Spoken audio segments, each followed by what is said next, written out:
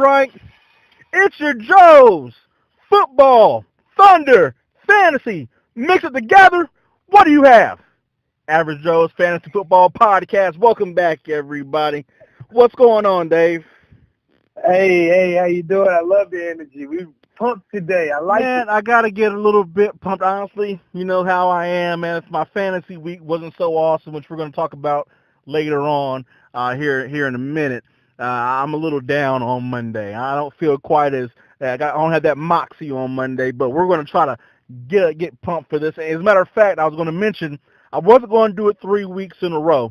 I was going to retire it for a little while, but to really get myself going, I got to talk about my man Ric Flair just one more time, and then we'll put him up for a couple of months. One more time, you're listening to the Rolex wearing, diamond ring wearing, kiss stealing, wheeling dealing, limousine riding, jet flying, sons of guns, and guess what, Dave? You still can't keep our Gators down, man. The Gators keep coming up, baby. They keep coming up. Woo! I was going to try to do the whole segment for him, but it's kind of hard to get all that. And, Oh, yeah. Yeah, he says a lot of things in that interview, but neither here nor there, folks. Again, once again, I want to thank everybody for coming back and listening. Appreciate all the support and the love. And again, we're going to be here for you guys, giving you information. Continue to come back and get the information, support the show. I want to appreciate the people behind the scenes, getting the word out about the show. And once again, just thank you guys for coming back. Please do like the show, subscribe, and comment. Be interactive with us. That means more than you actually know. And follow us on Facebook. Come find us on Facebook. That is the Average Joe's Fantasy Football Podcast. And on Instagram, Average Joe's Fantasy Football. There is an underscore between each word.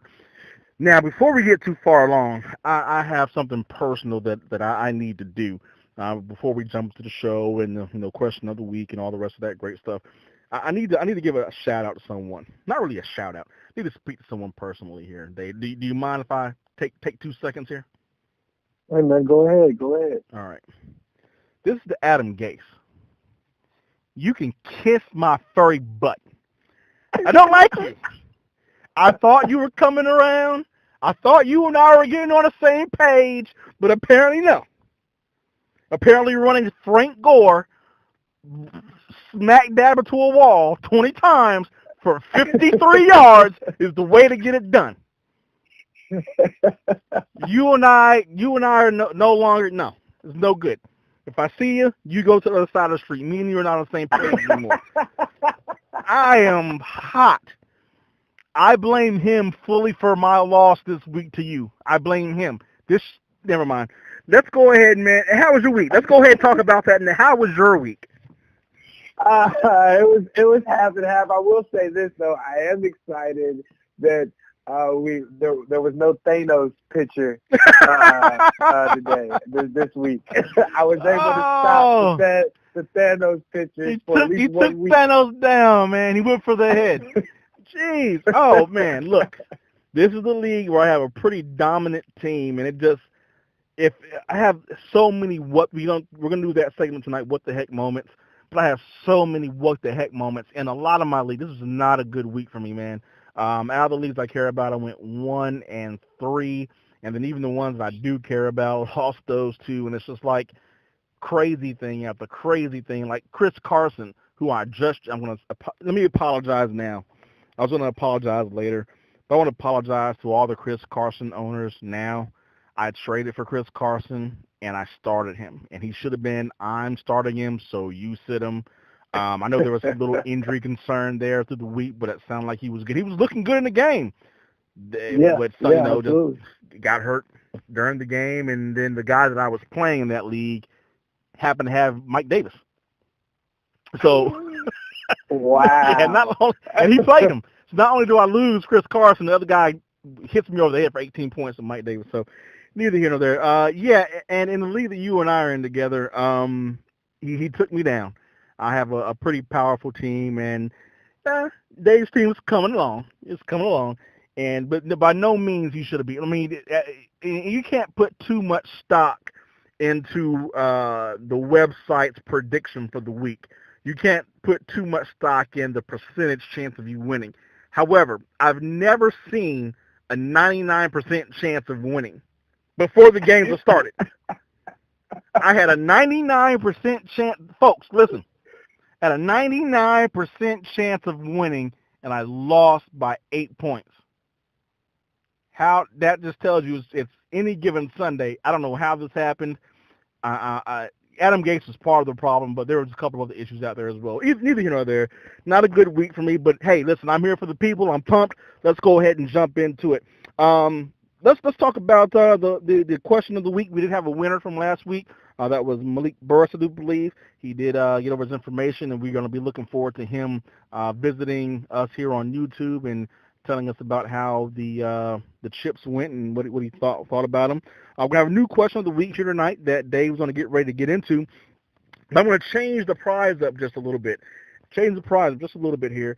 And we're going to get back to the chips. Again, I want to get these chips out to everybody. But we'll do something a little unique for this particular week. So the person who answers this particular question of the week correctly will get to choose our intro music for the following week. So, I typically put the Thunder song on, but you will be able to email us what you want to hear, and as long as it's not vulgar or offensive, that will be our intro song for the week. So the first person to answer the question correctly will get to dictate what we put on to start the show. So with that having been said, Dave, man, go ahead and give him the question of the week. Yeah, so this season so far, I have thrown less than 3 interceptions and more than 2,500 yards, yet I'm still outside of the top 12 QBs. Who am I? So once again, I have thrown less than 3 interceptions all season and more than 2,500 yards, yet I'm still outside of the top 12 quarterbacks in fantasy points. Who am I? Absolutely. All right, folks, once again, we appreciate your participation. Go ahead and answer that here on YouTube. We will get back with you, and hopefully someone gets that right and can let us know what they want to hear this upcoming week. So, got a big show. We're going to try to move here. We got to do the Week 9 preview. We're going to, review, the Week 9 review. We're going to preview the Thursday night game, do a couple of what the heck moments. There are plenty of them throughout this week, and then do a quick waiver wire for you guys. So, Dave, let's go ahead, man, and start off with Green Bay and New England. Now, we've talked about Green Bay a lot here recently, and, we mentioned they weren't quite the same team, weren't quite the same offense. Did Jordy Nelson mean that much to this team? What's happening? Oh, that is wow. That's a great question that I didn't even think about, and maybe it might be that the just the connection that him and Jordy had. That could be a serious situation. And just a lot of people that are coming along. Valdez-Scantlin's coming along. It's starting to look like a favorite, especially as long as obviously not over Devontae Adams, but a guy that he's comfortable going after, especially with Geronimo Allison continuing to have his injuries and be out. The Packers in general, though, are just dealing with a lot of new people in different spots. We talked about it last week. You're already going through difficult times. Why would you trade your best defensive player? But they got a rookie filling in for him. They had some injuries last night with some rookies playing.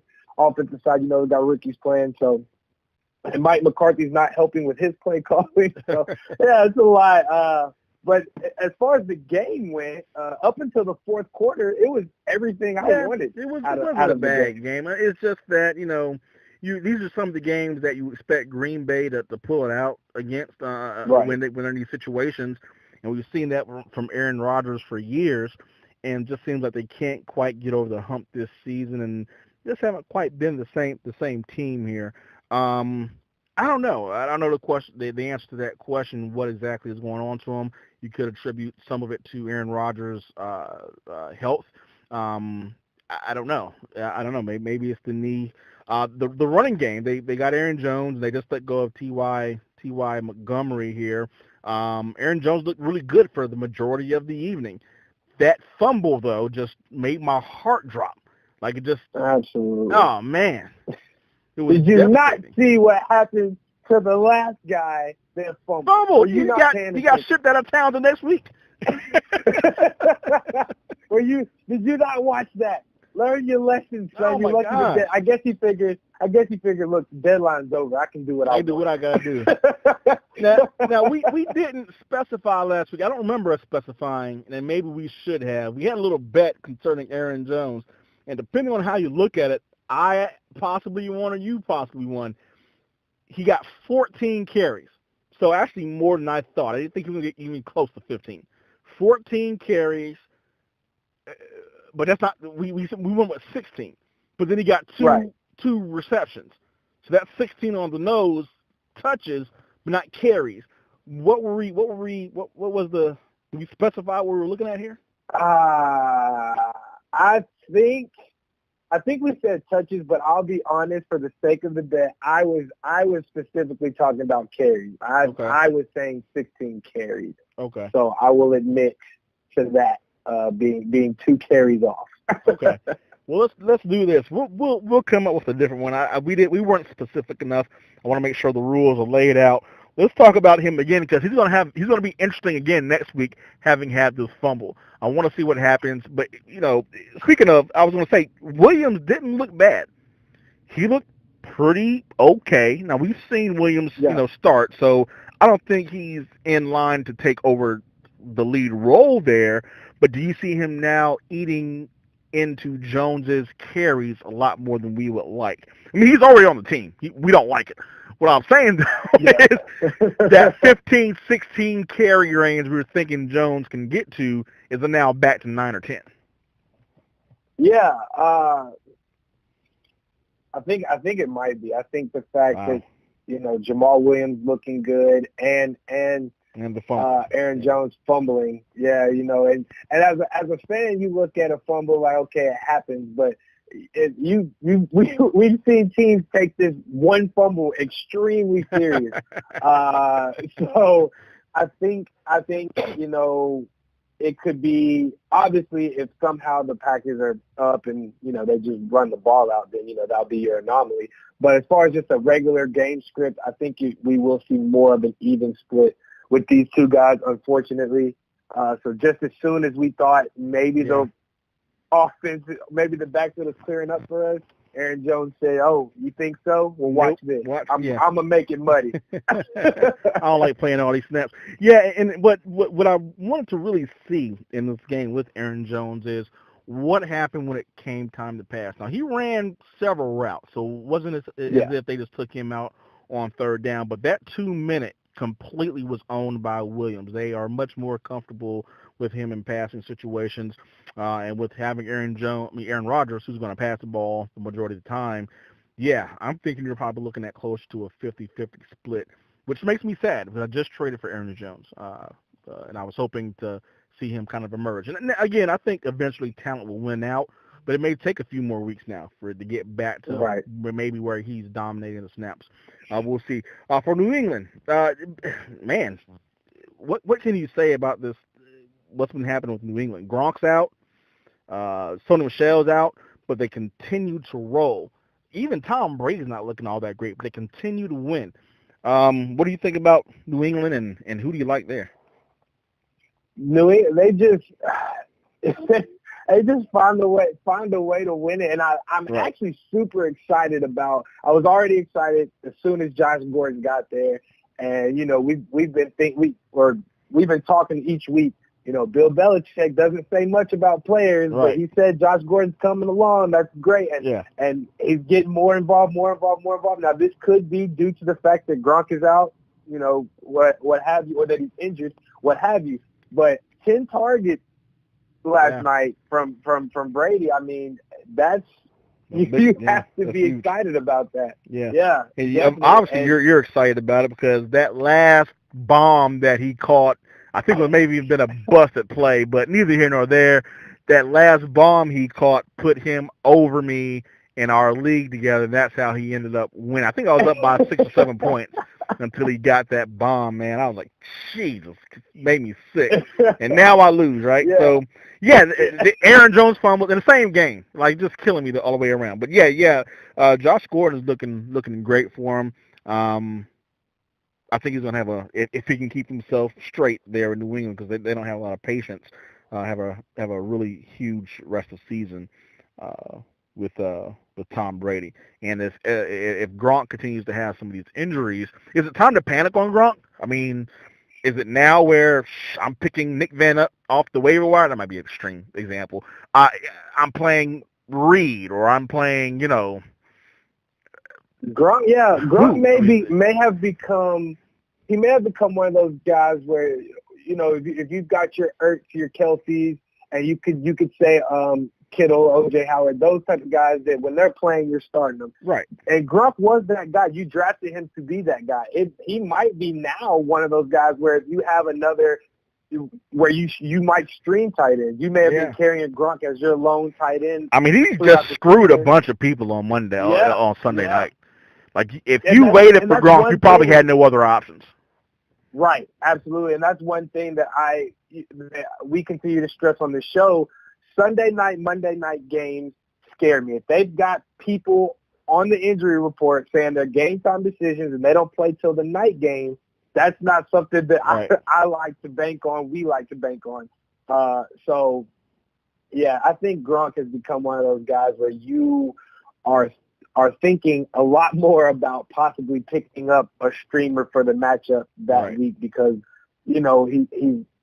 you can't really rely on him to play, and when he does play, he hasn't been the Gronk we've been accustomed to. Absolutely.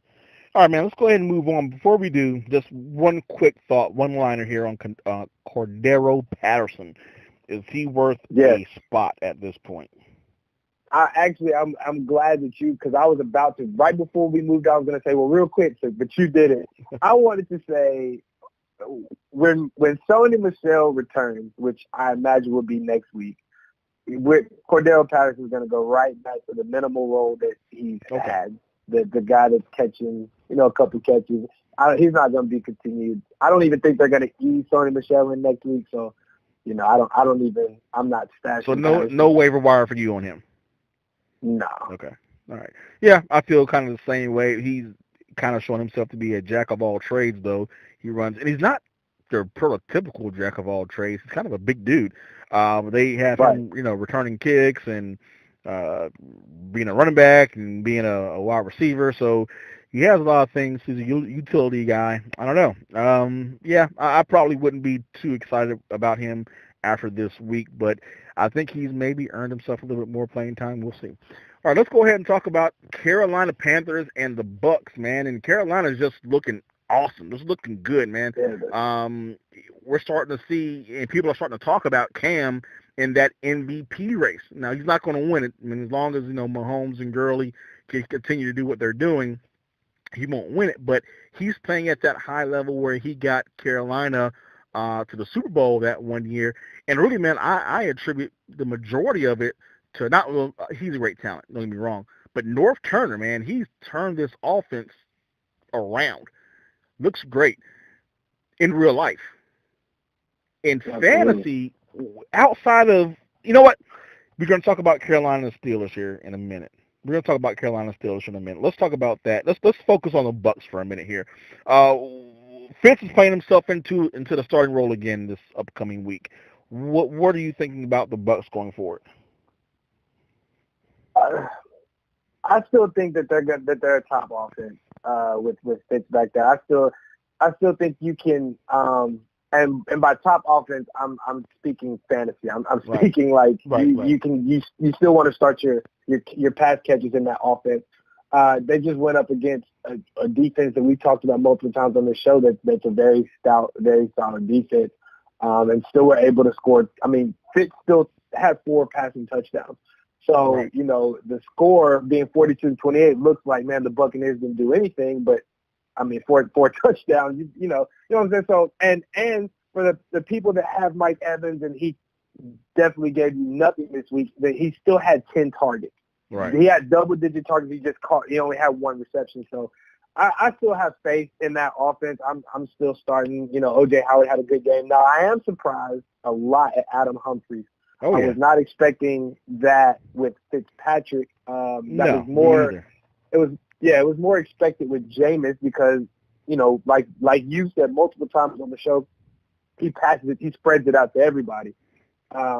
With Fitzpatrick coming back, I was expecting to go back to Deshaun, Mike Evans, things of that nature. Yeah. And Adam Humphries was second. He was right behind Mike Evans with 8 targets. Well, he must have caught every single last one of them because my man had a game. He had a game. Oh, yeah. With 2 touchdowns. 8 touchdowns. for 8. Yeah. I mean, he's always been pretty decent. Last year, had a pretty decent year. I mean, he's that guy that will get you probably 8 to 10 points a game. I don't think you can rely on this. Obviously, you can't rely on this kind of a performance. But I don't think you're going to get, 10 to 12, 13 fantasy points out of him per week. I have him on a couple of my fantasy squads, but he's there for emergencies. Perhaps you can maybe look in, high-powered games possibly. You want to take a flyer on him. But, he's definitely someone that overperformed where he's typically going to be. So I wouldn't get overly excited. Again, if you need an emergency backup guy, he's there. One guy, though, that is the opposite of Adam Humphries on this offense, especially with Fitzmagic being the quarterback, is Chris Godwin. Now, his last few weeks have been less than stellar, and there was so much hype coming out about him at the beginning of the year, and he was living up to it. It almost seemed like this is coming to pass. It's actually going to happen, and it just hasn't the last few weeks. And even with the quarterback change, it hasn't the last few weeks. How are you feeling about him going forward? He's in a tough spot for me. I have him on a squad, and that team, that's one of my teams that, I've got a pretty good squad, pretty good squad on that. And he's just, I don't want to drop him. And I don't know what it is that's holding me onto him. I don't want to say it's the preseason hype because there was a preseason hype about a lot of players that we've given up on. I think it might just be the offense or the lack of. Not as if it's he's had some pretty good games. Just the last couple not so great. Right. The upside is there, and one important thing is they do look for him in the red zone. Okay. If they're in it, with Fitz back there, they usually catch it and take it all the way for a 60, 50-yard touchdown. But yeah, I don't think he's not a guy I'm willing to drop. He's also not a must start. He's gonna be. They got Washington this week. He's probably gonna be a sit for me in that. Washington's defense is great. He's just gonna have to be a wait and see type of guy for me, but not a guy I'm willing to drop. Okay. I mean, possibly if I do have him on one of my squads, and just don't think there's much else better on the waiver wire, but I'm certainly not, over the last couple of weeks, he's had 4 receptions. He's getting a few targets, but I mean, obviously they're bad targets, so. Maybe one more game, and it's time to move on. We had an injury to Peyton Barber. Don't know the severity of it. Don't know if he's going to be out for a while. I know you hate the entire backfield, so it probably makes no difference to you. But if Barber's out for a game or two, who's the next man up? Because Rojo's out for a game or two as well. You got Wilson there, and I think Rodgers. Who are you? If you had to, if I put a gun to your head and say you got to play one of these guys, who are you putting out there? I would hate to be in that situation. Like a cop told a friend. Make the decision tomorrow. Right. Yeah, I think you got to roll out Jacquizz Rodgers just because over the past we've seen the pass catching ability from him, and that is literally the only reason.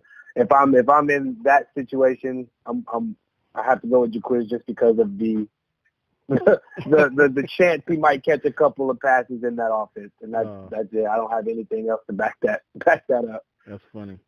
So just take me out, man. I can't make this decision. I can't possibly put one of the other in my lineup. Just go ahead and pull the trigger.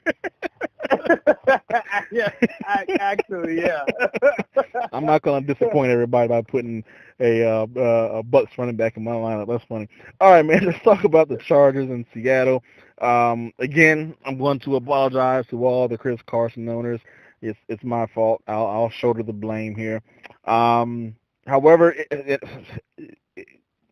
I'm confused a little bit about Seattle, and this is probably not where we want to go here. But I thought Ed Dixon was going to come in and really take over this tight end role for Seattle. First game he came in, had a pretty positive game, and all of a sudden it's Nick Van Ette time. Did you pay any attention to that particular scenario for Seattle? Who's the tight end here? Yeah, I didn't really get to see as far as focusing on the tight ends. My big focus that game was watching Wilson and the O line. Okay. But obviously Vanette had had way more targets than Ed Dixon, and I don't know if that was game by design. I don't know if they had a 50-50 split as far as being on the field or anything like that. So that's definitely an interesting thing to look at. Well, Vanette tied for top targets on the team with 8. Right. And Ed Dixon only had 1 target and got 0 receptions.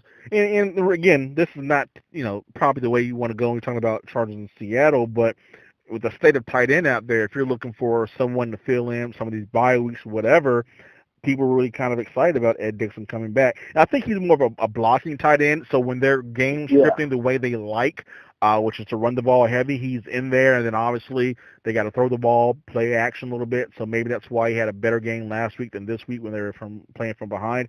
I don't know. It's probably just best. That's what I was gonna. Yeah. Yeah, that's what I was gonna ask. That's what I was trying to see as far as if they did have a split field percentage. Was he just the blocking tight end? If I do recall correctly, though, I know he only had 1 target, but I do believe that 1 target was a end zone target. Okay. I mean, obviously, 1 catch for 1 touchdown is like about 7 points, so that's not really what you want. But yeah, that it might be, like you said, it might be best to avoid that Ed Dixon situation until you really know what's going on. Yeah. Mike Davis looked great in the backfield, 15 carries, 62 yards, and 7 receptions. He just had in my opinion, for someone coming off the bench, a monster game. Who are you wanting going forward here? I mean, obviously the starter, but are you comfortable putting Mike Davis maybe in your flex coming up next week? Yeah, I'm comfortable with Mike Davis. I actually was in the same boat as you, thinking that Chris Carson was healthy enough to go in and play, and I just had the thought that even with Chris Carson playing, I felt like Mike Davis was still going to get a fair amount of shares. I ended up playing Mike Davis and just lucked up that the unfortunate event happened to Chris Carson and he didn't get to finish. But yeah, I'm confident enough in the play calling that the Seahawks have and what they want to do as far as running the ball. And how much that I do see Mike Davis in the game makes me confident enough to put him in, whether Chris Carson is playing or not. So yeah, he's a good flex position for me. Obviously, if you have better things, then you go in that direction. But yeah, I'm a fan of Mike Davis. I think that he can get you, in the 10, 11, 12 range as a flex back. Weekly basis or only when Carson's hurt? No, I think while even with Carson playing, I feel that Davis is going to be the more. I think he'll get in the end zone more than Carson. So I think if I'm let me step back a little bit. So Mike Davis for me will be touchdown or bust for me, but my confidence in him getting into the end zone is what makes me confident enough to play him. Well, so, yeah, apparently looks like even when, the first couple of quarters when Carson was in there, Mike Davis looked like the passing down back. He got a lot of receptions in this game. that if that develops, obviously that gives you a pretty safe floor when you're playing in the Oh yeah. PPR. So I didn't even notice the yeah, 7 receptions I until don't you just think said that that. Yeah, wow. I don't think that Chris Carson even got that many targets when he was in there. And again, I'm looking at the split while they're playing together and seeing how things are going here. Right. Yeah, Carson I don't see here with a target. All that went to Mike Davis. Okay, well we'll see how it goes. And again, I don't know if I feel that comfortable with Mike Davis if Carson is 100% healthy, but that has been a question this year. He has missed a game. This is the second game I guess you would say that he kind of missed because he went out with injury. So Mike Davis certainly should be owned in all leagues. On the other side of the ball here, Gordon came back, man, and showed Leonard Fournette how to do it off a hamstring injury. Take notes. Take notes, young man. This Yeah. is how you do it. I need to apologize too. I need to apologize because I'm pretty sure I said, even if Gordon does play, I'm not very confident in playing him because Okay. I'm pretty sure they'll ease him into the game. And I was wrong. And he looked fantastic. Awesome. He Yeah. looked great.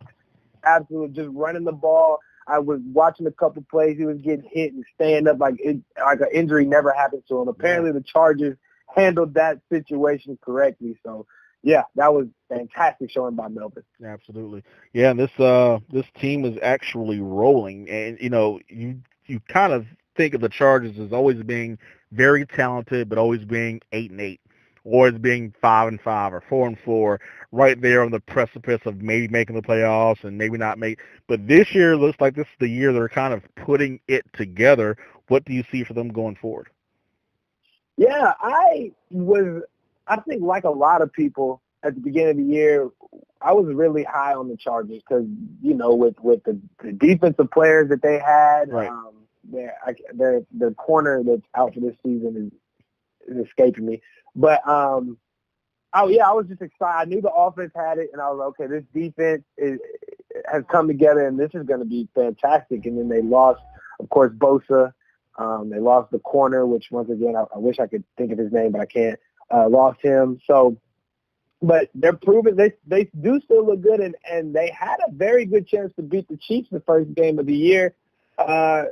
So we see that they can keep up. They're going to put points up. Philip Rivers looks good. Yeah. As long as Melvin Gordon is healthy and Keenan Allen, which I think we both expect him to turn it around. He had a fantastic show in this game. I think he can continue that. I think as long as they're doing that, we can see exactly what you said, a way past mediocre season for the Chargers. Absolutely. And both the Williams brothers got into the end zone. Now, we spoke about them briefly last week, where we weren't quite comfortable with either one, but they continue to, at least Tyrell Williams. Mike Williams hasn't been in the end zone in a few weeks, but he did get in there this week. How are you feeling about Tyrell Williams now? Are you still... He's scary to me, and this is why. So he had 3 targets, 2 catches, 23 yards. He had a touchdown, right? He's just efficient, man. He doesn't need all this extra work. You're He's right, like, bro, yeah. I don't need 10 targets. Just give me 2. I'll get a touchdown. Right. Yeah, and I believe 2 of his 3 targets were actually in the touchdown. He dropped one. It was a kind of hard to the ground pass that actually hit his hands. He just dropped it. So they're giving it to him in the touchdown, and he hasn't become a guy I can call touchdown or bust yet because of the fact that he's getting his touchdowns, right. And he does get a fair amount of yards. Yeah, exactly. And he's just scary to me. He would be one of the guys that I would say he would be on the segment if I'm starting to use him. That's the only way I would advise somebody in that direction. But I think, putting him in, he's one of those guys where he's on an offense that's hitting, and you want to play guys that's on a good offense. Right. So he's one of those guys that you might take a chance on. I'll be hoping for a touchdown. Right. So I'm going to assume if you feel that way about Tyrell, you feel even less so about Mike Williams. One reception, 30 yards, 1 touchdown. You're not going for him in your lineup at all, huh? Nah, yeah. I'm not impressed or happy about Mike. Okay. Anything else about the game? Nope. I think we hit it on all. I do want to say David Moore dropped 2 touchdown passes, not Oh, one. He wow. dropped 2, which could have definitely changed his. And I had him in a league where luckily I didn't need those touchdowns, but that would have helped not only him but Russell as well. So yeah, I would just don't give up on David if you did pick him up, and not just because we share the same name, but just because I don't think he'll continue those drops. Absolutely. All right, let's go ahead and talk about the Rams in New Orleans, man. It was a Yeah. very, very good game. Wow. It was probably a little bit more competitive than the score dictated and said. Um, I told you the Rams were going to lose. I just didn't expect it to be this early. Is New Orleans this good, or the Rams a little off, or what are we expecting from these teams? Oh, I'm impressed. I'm equally impressed by both of them, and this is why. The fact that the Saints put up 45 points on that Rams defense is, and I don't care. Whatever. Everybody I, smashes the Rams. Look, I was going to say this later. I'm going to say it now. I've learned my okay. lesson in fantasy football. No more defenses before the 12th round. I normally would go for a defense around 9 or 10 because I want to get one of the best ones, and you have no idea if they're going to be one of the best ones. The Jags Absolutely, yeah. suck. The Rams suck. They're pretty decent against the run, but what does that mean when I can throw for 400 yards a game on you? True. Okay. I mean, that's from speaking from that point, that's fair because I don't think of when I think of the Rams, I don't think of secondary. Even when Akeem Talib comes back, I just think of that pass rush should get there in 0.2 seconds. Yeah, So you should have happen. time to throw it. But that's the impressive side for the Saints. Now, I know it's hard to say, like, how could you be impressed with the Rams this game? They lost their first game. The reason I'm impressed is because going into halftime, I believe the score was 35-14. Yeah, they were down. And they were able to salvage and get it to I think at one point 38-35 before the long Michael Thomas touchdown. Right. And so that is something that championship teams will come back and win, but teams that are right there to come back in that adversity away with a young quarterback, a young coach, that just shows a lot of heart, and that impressed me from an actual standpoint. Yeah.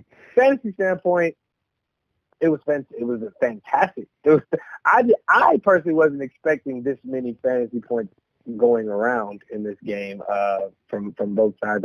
I should have, because those offenses are very powerful. Yeah. I guess I was looking at the defense. I thought the Rams defense was going to do a little bit more. Yeah, they did, and they let Michael Thomas out, and now I get to come here on Monday and feel horrible about trading him 1 week before his 40-point game.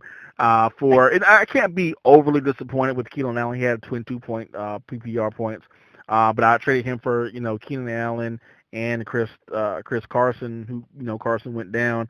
Am I going to end up regretting this trade the rest of the season, Dave?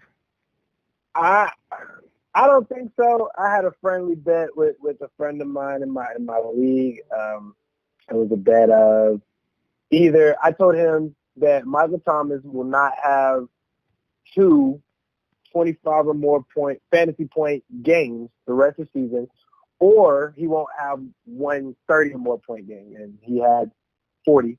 Right. So I lost that bet, but I don't think he has another 25 plus game. I didn't expect him to get the 12 targets or the 12 receptions, 15 targets again rest of the season. So that was one that's what surprised me the most, the fact that he got 12 targets, but as you see, the next person, the next time. That's definitely not the first time he's been targeted that much, and that's really one of the reasons why people like him in fantasy so much. I mean, Drew Brees is just addicted to throwing him the ball. It's just that sometimes it doesn't quite, connect and turn into a lot of fantasy points. Last few weeks for him, he's been around that 12 to 15 range of fantasy points, which is not bad, but he was, drafted at the end of round 1, early round 2, probably not what you're wanting out of him. And then, like you were saying, they probably have some different kind of tough matchups or whatever. And he was a trade candidate for you. If you had him, you were trying to get rid of him. And I felt the same way. I didn't think that he was going to fall off or anything too bad, but I felt if I can, get something for him while expectations are still very high, then that's what I'll do. And that's what I ended up doing. And I just feel like it's going to may end up coming back to haunt me here. So I would have won my week in that league had I had him and not Carson and on the field. But neither here nor there. Man, Kamara killed me. And Ingram is an afterthought. I know you have to be panicked if you're a Mark Ingram fan. I mean, owner right now. Yeah, definitely. And that's what I was gonna say. So, real quick on the Michael Thomas thing, while Mark Ingram was out, Michael Thomas has 17, 13, 10 targets, and then 4 right before Mark Ingram came back. Right. When Mark Ingram came back, we had 5, 9, and 6. So that's what I thought was going to happen, which is why he was a big trade candidate for me. Now, to talk about Ingram, he's very inefficient, and that's what's making me regret trading Michael Thomas, because the two things aren't hitting well right now. So right. We'll see how it continues to go on. But at this moment, it's looking like Mark Ingram's still not there, because his volume, he didn't have the volume that you want. He had 9 carries, which you expect Kamara to take the receptions away. You expect the passing downs to go to Kamara. You don't expect Kamara to have 19 rushes and Ingram to only have 9. That's not that was the trade-off we're expecting for when you are keeping Ingram. And then on top of that, Ingram fumbles the ball as well during the game, and it's just, I'm very scared about Ingram. It's not just 1 week that he's not been productive. He had the one productive game, which was his first game back. Right. He's very nervous play. Yeah. Yeah, I feel the same way, and a lot of analysts were saying to draft him. People were taking him 5th, 6th round when the draft was around here, and because you thought you were getting an RB1 when he came back, and you felt really good about that when his first game back. These last few games, again, you have to be feeling really skittish about his outlook going forward. I don't know what to say. Is this a result of I hate to bring it up, and I know we've spoken about it lightly a couple of times, kind of laughed about it, but this is a result of the PEDs. He's not on them anymore. Are we seeing that it? He's just not getting enough opportunity. Is Kamara playing so good that they just won't give him the ball? Kamara played awesome last year, so you can't. Yeah. It's hard to say and speculate that Kamara's playing so well that they just don't have room for Ingram. They both played well last year. I really wonder here what the mindset there is in New Orleans. I do have a friend of mine who is from New Orleans and is a big New Orleans fan, and he says that they're not high on Ingram. They don't, after this season. That's it. Yeah. That Jonathan Williams, or they're going to draft somebody or whatever, and Ingram was not going to be there anymore. Have you heard that from anywhere? Do you get that feeling? They gave off that feeling. I heard that in the off season, that this was potentially that they were going to move on from Ingram after this year. Mm-hmm. And actually that kind of made me more excited about him. I thought if it's, of course with speculation, I didn't hear anybody, from the Saints actually say that, right. But just that that's out there, you kind of get that in your head. Okay, well, he's going to try out. This is his tryout. This is his tryout season for other teams. And so, I've heard that, and I actually was thinking what you said about the PEDs. Hate to say that, but they are performance enhancing. Right. So when a guy's not on those performance enhancing anymore, and he's not performing very well, they raises questions. Right. Exactly. So. And I don't want to go to you can't really go to, well, Sean Payton is just disciplining him, because when you watch the games, he's in the game as much as he was before. Are the touches a little skewed more now? Yes, but I think that's because of the performance. I don't think that's because of any kind of disciplinary. Right. All right. Are you willing at this point in time to drop him? Or are you still holding on to him, or what are you going to do with Mark Ingram? He's another one of those guys. I don't think Mark Ingram. It's more so about what's out there for me. Like you said a few minutes ago, it's more so what's out there on the waiver. Is there anything really that I like enough that I would like more than Ingram's opportunity or his upside right now? Probably not. Okay. So yeah, that's just what it boils down to. I think no, I'm not even gonna say that because I don't know how confident I am. So no, no. Okay. All right. Let's move on. Let's go ahead and talk about the Carolina Panthers and the Pittsburgh game. That's the preview for the Thursday night game. Some of these Thursday night games, man, are looking good.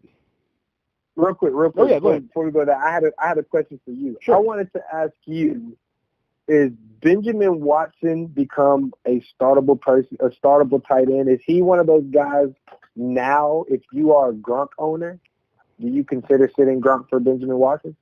No. Okay. No. I mean, no. I'm sorry. No. It would have to be a step up in tight end for me to consider sitting Gronk. I mean, you still again drafted him to be your number one. If you came around and got yourself a Cook or something like that, Cook didn't have a particularly good game. I was going to talk about that here in a minute. Anyhow, I way called that one where Derek Carr wasn't going to have a good game against San Francisco. Kind of pat myself on the back. They totally shut him down, but also shut down Cook, who I could have used having a decent game. But my point is, if you went there and got yourself a late round guy like Cook or maybe Njoku or whatever, those are the kind of guys I will look matchup based possibly for Gronk if he's still ailing. Benjamin Watson is 73 years old. I know he's having an okay season, but he's not top 12, is he? He's not top 12 tight end. I don't think so. No, I don't believe so. I don't believe so either. No, I don't think. I mean, Austin Hooper, something like that, I would consider matchup based with Gronk. Yeah. Okay. So besides Gronk, do you just real quick? It'd be a quick answer. Are you considering Benjamin Watson at all as startable? I know he's definitely rosterable, but as far as starting, do you consider that at all? I mean, sure. If you went really late round and you had an injury or something like that, or if you've been, Vance McDonald or something like that, and, he's not quite been doing, and then you had got Ben Watson off of waivers, sure, you can certainly take a look at starting him, especially in the right matchup where there's going to be a lot of points. Okay, yeah. Why not? Yeah, but I'm not starting him over any of the top 7 or 8 guys. I'm just going to go with the statistics here and go with the chances that those guys will perform. Okay, absolutely. All right, man. So Carolina, I already mentioned that Norv Turner has his offense clicking on all cylinders. Cam Newton is trying to MVP it up here, but that's real life football. Fantasy football, outside of Cam, Olsen, and CMC, what do you want here in Carolina? This is such a nerve-wracking game for me because I can't decide if there's so many factors to me to where I can't decide if this is going to be a lot of fantasy points or not. And you want to be excited about Ben Roethlisberger playing at home. Yes. I love it. Like, the Carolina defense is so good. Then you want to be excited for Cam. Like, he does everything for them. But then you just think, I don't know what it is in my head, but I'm just thinking, like, Thursday night, prime time against the Steelers. Like, I just, going to show up. Well, Steelers have traditionally had a really good defense, so you have that ingrained in your head that, hey, this defense is pretty tough. They just ended up shutting down Baltimore for the most part, who has some pretty dynamic playmakers as far as wide receivers are concerned, and perhaps you're thinking, this could be a kind of a slow 25-20 kind of a contest, and certainly. I don't know, but I don't know if it's on one end, does Carolina need to keep up or does Pittsburgh need to keep up? Because both of them have shown really well at certain parts of time in the season. I mean, you look at James Conner, he's doing super. Oh yeah, I mean, he's really mitigating the need for Bell to come back, Le'Veon Bell to come back. As a matter of fact, there's a lot of people kind of hoping he won't show up. Don't cut into this man's time, dude. Come on. Well, I mean, what Pittsburgh is getting ready to literally do probably here in the next few days is pay Le'Veon Bell $1 million a game to sit on the bench. Connor has earned the right to be in the game. Yeah, he's absolutely. played. Actually, if I'm not mistaken, I've heard a report here. He's having a better season than Le'Veon has ever had as a Steeler. Yeah. I saw. I think I saw it today as well. He is the only player in franchise history to have 1,000 total yards and 10 touchdowns in the first 8 games of the season. So yeah, he's looking absolutely great and is making you, like you said, it's making you wonder, Le'Veon, you sure you're not, your calf's not hurting? You got my hammy there? Not feeling so good? We promise we'll trade you next season if you just don't show up. But yeah, this game is it's tough. It's really tough to call. I don't know what to think. It's tough to call, and it's really hard to call who's going to catch the ball for Carolina. 1 week it's Funchess, the next week it's Curtis Samuel. Jarius Wright gets in there. He was one of my waiver wire pickups earlier on in the year. Then Olsen goes off, and now Olsen and CMC, I feel a lot more confident about putting those two out there on a week-to-week. Well, not confident. I will put their starters. I'll put them out there on a week-to-week basis. Outside of that, it's really a flip of a coin between which one of these pass catchers you can rely on, and it's tough to call. For Pittsburgh, it's obviously Juju and AB, and you were wrong about AB again, by the way. Yeah. Yes, I know. I know. It's time for you just to get on the Antonio Brown bandwagon and just say, you know what, this guy's a great player. He should be on your team. I should have never traded him. Oh, wait, no. Blah, blah, blah. Hey. I said all of that. Antonio Brown is fantastic. He's a tremendous player, and he's definitely somebody you should draft. I just said me for how I feel about this curse. I definitely don't want to be looking like the guy that has downed a great player. No. Yeah, okay. He doesn't want to admit the Madden curse isn't coming true this year, folks. Even if he goes down at this point in time, he's done almost more than enough to deserve a draft. So, man, Antonio Brown continues to impress. I'm just kind of messing with you a little bit, but he definitely beat out John Brown in this game. John Brown's another guy that I'm kind of looking at like, man, is it time for him to go to your bench? Right. Yeah. It looks like he's becoming a hit or miss John Brown that he was in Arizona. Right. Last year, if you were confident enough or strong enough to put him on your team, I didn't even look John Brown's way. And honestly, he did bad enough in Arizona to where when he went to Baltimore, I still wasn't excited. Like just seeing his name, I was just like, ugh. Like I don't want that on my team. And he's unfortunately kind of returning back to that, whether it's him, whether it's Flacco, whatever.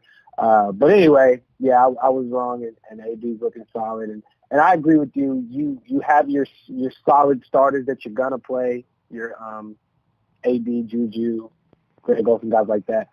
Who do you like between Big Ben at home against that Carolina defense, or Cam, or do you like both of them, or because I really wanted to hear your insight on it because I'm struggling on those guys. I kind of like both of them.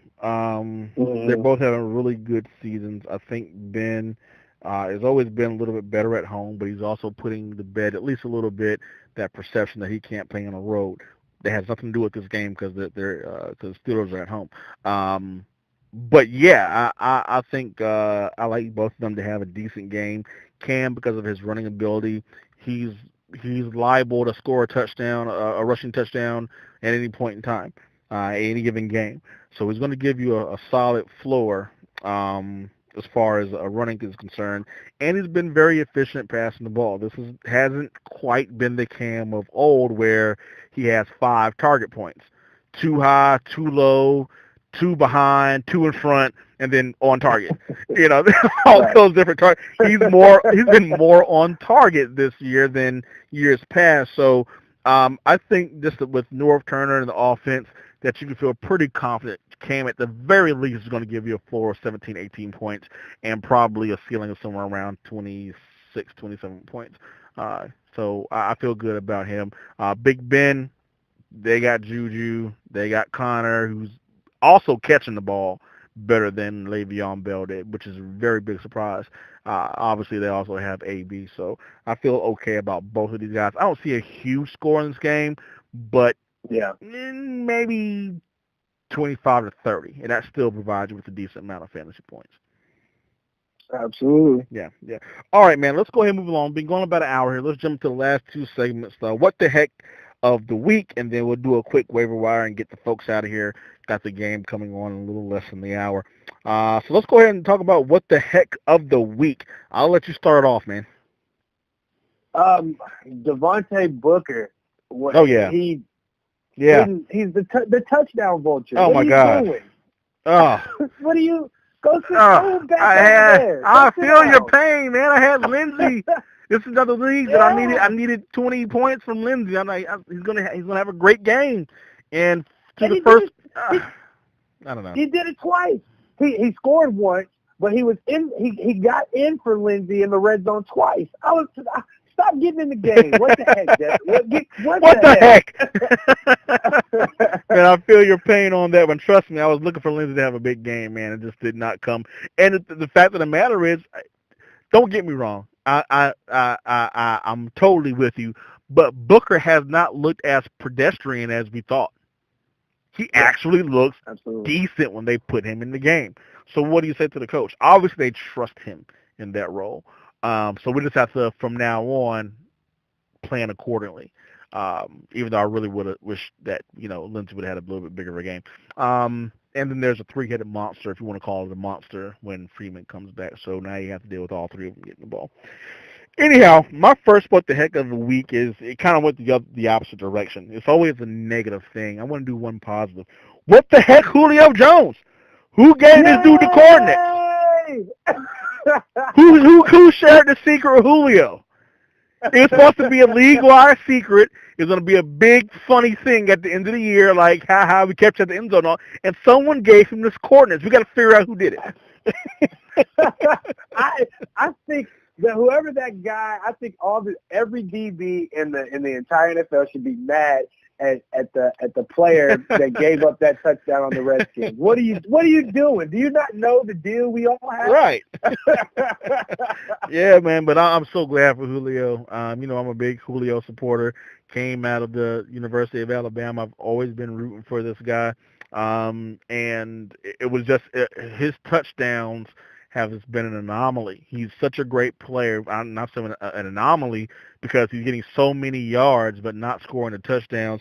And even this one, he had to literally run through 2 people. He had to break a tackle. Just like they don't find ways to get him in there. But I'm really glad he got his touchdown, man. So get that monkey off his back, and hopefully the floodgates open up for him. I was actually scared for him because they took I don't know if they took it from him, but he got tackled at the 1 on a play before that, which would have been his first touchdown. And I was like, oh, that was it, right. Yeah. Oh, man. Yeah, so, my other 2 we've already kind of talked about, so I won't get into depth, but my next one was the Aaron Jones fumble. I was actually doing this segment while I was watching the game last night, and right when I started thinking, he fumbled, and that literally was the first. I was like, "What the heck?" I was like, "This has got to be it." Yeah. So, come on, man, you got one guy out of the backfield to open it up for you. You finally got your shot. Yeah, you do exactly what he did to send him away. Like, come on, man. Come on. Come on. What the heck? Absolutely. Adam, again, I'm kind of going a different direction. This is more of kind of a funny one. I got 2 serious ones. Adam Thielen. What the heck? 4 catches, 22 yards. Oh, how dare you? And this is another reason that I lost to you. 12 fantasy points. Another one of these kinds of weeks. I don't care if you score a touchdown or not, Adam. You're on Dumpsville. We know you. We know you know the coordinates, Adam. Yeah, we know you have Go the get map. your yard. Oh man, no, I really did. I put this on social media the night before that with Diggs being out of the game. He opens up so much. They're both great players, and I think they Absolutely. complement each other. And he opens up the game a little bit for Adam, and vice versa. I'm sure they both help each other out. But with Diggs being out, obviously now the defense can simply focus on stopping Adam, and they did, and it was evident. I mean, even Kirk Cousins had a horrible game. I had him on another league. He had like 9 fantasy Yeah. points. So no, Absolutely. but hopefully things get back on track when Dix comes back for him. All right, who do you got, man? Yeah. Mark Ingram. What? Oh, wow. Wow. What the heck on your production, Yeah. and then you go. You're already not playing very well, and then you decide to put the football on the ground. Yeah. Really? Well, they said That's everybody's how you saying that Alex Collins does it and comes back, so maybe we can too. I don't know. Because you know what, earlier in the year, my heart dropped when Alex Collins. The worst thing about him though is he did it on the goal line. Like that was just like the worst of the worst. And that kind of what got T.Y. Montgomery sent out of town as well. But yeah, certainly fumbling. You got to give a guy a pass, but once it becomes obviously a problem, we'll see. But the issue with Mark Ingram is he comes off this awesome year. People are counting on him to come back and be, top 10, top 12, top 15 running back, and just to kind of see him fall off, his stoop like this is pretty bad. And then the fumble on top of it, absolutely. All right, my number 3 guy is Devontae Parker. I've been talking junk about you all year. Pumpless Parker can't get on the field. You show us a flash, and then you're gone. You're like Kaiser Soze. You just come in here, you show us a good game, and then you give us 1.8 fantasy points next week. What? You tricked us. It's not just not Halloween anymore. It's not trick or treat anymore. It's past. I heard he was doing that before the trade deadline. He wanted to get out, man. And then they didn't trade him. He was like, man, look. Oh man, killed me, man, killed me. Yeah. I had high hopes for him. It's your fault. You've been talking bad. Why you don't start talking good about him and giving him props. He's gonna go back. It up for everybody. I got you. My bad. All right, man. Do you have anybody else? No, that was it. All right, my last guy real quick here. What the heck, Nick Mullins? What's going on with this dude, man? Oh my God. Torched Oklahoma. My goodness. Oakland. Yeah, I doubt he can't. I mean, he won't take over the starting spot. They paid what's his face, Jimmy Garoppolo way too much money. Right. But this guy looks sharp. I know it was against Oakland. But even still, it's still an NFL team he played against. He looks super sharp. I'm excited to see what happens with him next week, and if he can continue that going forward. And we got another shot. We have another shot. We got the New York Giants this week, so you might be able to do it. Oh. Yeah. Yeah. Real funny, real quick funny story. I was listening to a podcast, and the story on the podcast is actually, this happened in my league too. So the guy in the podcast, in the story, was his team was 7-1, and the guy in my league was, he put Nick Mullins in and make fun of everybody. Yeah, and the guy in my league, he did the same thing. He put Nick Mullins in. He was, I'm gonna start Nick Mullins. It was just to be funny. The guy he was playing in one of the bottom teams in the league, and goes off for 20-something. I was like, this is ridiculous. Yep. It's fun. Adam, any given Sunday, you never know who's gonna go off. So let's go ahead and hit this waiver wire real quick, man, so we can get the folks out of here. We've been going for an hour and 6 minutes. Actually, this is going to be a pretty good timing for us here, man. We're going to get out of here in another an hour and 10. I'll start off the waiver wires. McGuire for New York Jets looked really good. Actually, a lot better than Crowell coming off that injury. He did drop a wide open pass. I've seen that, but outside of that, McGuire looked really good. So if he is still on the waivers, I'd be willing to put him on my bench and see how the next game goes for him. Definitely. Yep. Love it. I've got Duke Johnson. Oh, yeah. I think that he's obviously going to do more with this new offensive coordinator. They're obviously putting him out there and using him more. I was actually surprised to see that he was only 49% owned, especially after they traded away Carlos Hyde. So, I think that's somebody you can go after. Well, they had him listed as starter that last game, and then Nick Chubb, well, the first game, Nick Chubb was. Oh, yeah, they did. They had him listed as starter, but Nick Chubb was the one that got all the work. So I think people hopped on and then hopped right back off with the work that Nick Chubb got. So, yeah, really, he looked great last game. So definitely he's worth a watch as well. My number 2 guy, I'll be honest, I don't even know who he is. And I hate to say that as someone that's trying to have an up-and-coming podcast, but I have no clue where Chris Herndon came from for the Jets. I didn't even know he was in the league. I hadn't heard his name ever before, and all of a sudden, he's like getting all the targets there. It's a guy they picked up off the street. Was he on the team the whole year, or what's going on here? Yeah, I don't know. I don't know really where he came from either. I know last Monday, I believe, I mentioned him, and he was getting touchdowns in like the past couple of games. Right. But yeah, I don't know where the guy came from. He just kind of showed up. I'm here. I'm the best guy on the team, apparently. Okay.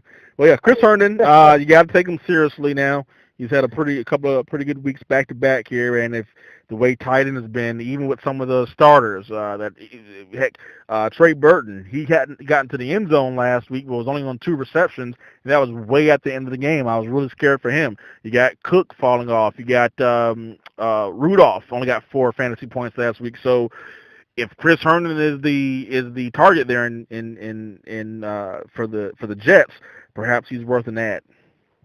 Yeah, definitely. Mike Davis, we've already talked about, got into him. He's surprisingly only 18% owned. That was not after this week. yeah, not after this week. Yeah, and for obvious reasons, he's the lead back if Chris Carson's out. And I know they got the Rams next week, and that's obviously a scary thing. But he had 68 yards and a touchdown last time they played the Rams, so I don't think that should be anything to shy you away from giving him a pickup. Yeah, man. Mike Davis should be a hot waiver wire ad. You got to watch that Chris Carson situation, and when Carson's out, he's already shown what he can do, and he's played himself above Rashard Penny, which has been the kind of the odd thing of one of the odd developments of the year. Thinking Penny being a first round, he was a second round pick, high pick for them. Think he was going to get him in the game. I have another one here, but I honestly cannot read who I wrote down. I must have been in a terrible rush. No, I can't even read that. Wow, that's horrible. All right, well, unless you got anybody else, I guess we'll end it right there, man. Yeah, well, I only had 2. I just had some waiver advice. You got your Week 12 buys this year are the Chiefs and the Rams, 2 teams that you have prolific players on. So I would just start thinking about who you're going to replace, your Kareem Hunt, your Todd Gurley, your Patrick Mahomes, those guys like that. And another thing, when you are going through waivers and you don't get the people you want, pay attention to the guys that other owners drop. Sometimes they drop guys that are on buys that you can pick up for a solid play throughout the rest. Absolutely. And now that we're at the end of the show, I can finally read this. I know what I was trying to say. Alfred Blue out-touched Miller in the game. I'm not sure if Miller got hurt, if there was an injury, but if I'm not mistaken, Alfred Blue had 14 carries and Lamar Miller had 12. So that is something to watch. They both did horrible, but he got more carries. So definitely check that out. And if Alfred Blue's on your waiver wire, and you can certainly be struggling at running back. I've seen a lot of people are struggling at running back right now. If you didn't go running back heavy, you went wide receiver heavy, you're probably in a tough position. Maybe he's worth an ad. All right, well, folks, that's going to do it for us this evening. Again, we want to thank all of you guys for coming back and visiting with us. Please do like the show, comment, and subscribe. And as always, Average Joe's, if you can dodge a wrench, you can dodge a ball. Dave, do you have anything else for the people before we get out of here? Enjoy your football. Enjoy your week. Thanks. Absolutely. We're signing off.